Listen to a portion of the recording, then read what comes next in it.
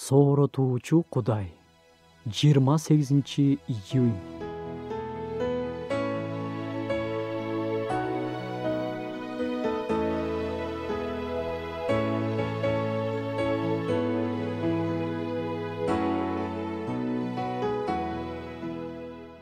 Бир адам Америкага көчүп кетсем деп кыялданчу. Бир жолу ошондой мүмкүнчүлүк болуп калып, ал бүт мүлкүн сатып, АКШга сүзүп бараткан кемеге билет сатып алган. Анын сапары болжол менен 3 жумага созулушу керек болчу. Бул узак сапар. Бирок анын кемеде берилген даамдуу тамакка акчасы жок болчу.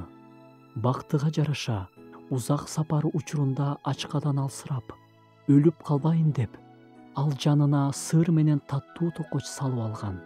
3 жумалык саякатынын аягында ал кокусунан кемеде берилүүчү тамак аштын баары билеттин баасына киргенин билип калды. Муну укканда ал аябай капа болду. Көптөгөн ишенүүчүлөр ушул адамга окшош.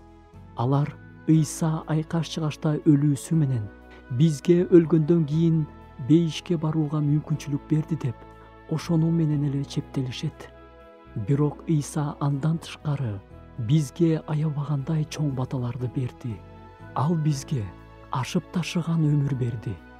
Денени жана жанды айыктырды. Ыйык китепте айтылгандай, өз уулун аябастан аны баарыбыз үчүн берген Кудай кантип бизге уулу менен кошо баардыгын бербесин.